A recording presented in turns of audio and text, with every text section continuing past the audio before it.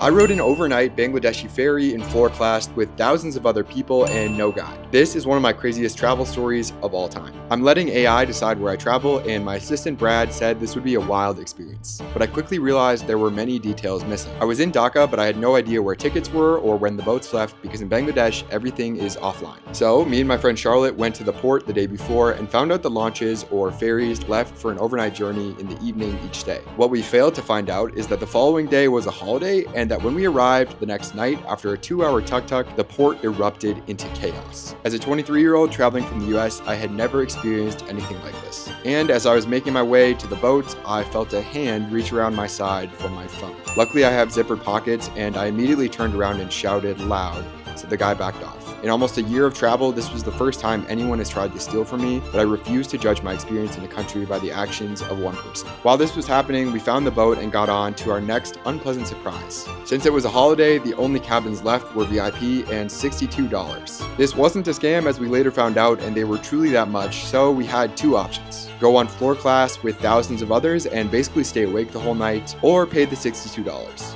And I think you know which one we picked. These boats are 4 stories, and we headed up to the roof to find a spot as all the other floors were packed. Stepping out onto the top level felt like we were in Gotham City. As we left, a massive cloud of black smoke erupted with a deafening engine noise, and this is when shit got really weird. Bangladesh manufactures a ton of stuff, and heading along the river at night with a thick layer of fog, the smokestacks on the riverbank made it feel like we had arrived in an alternate universe. Sitting up on this roof, I had some of the weirdest contemplative moments of my life. But that did not last for long, as just about all the locals were curious what in the world we were doing there. There were all sorts of interesting characters, but we did not get many moments alone the rest of the night. Doing this adventure with another person was a great idea in general, and I convinced Charlotte to watch my bag as the next mission became clear.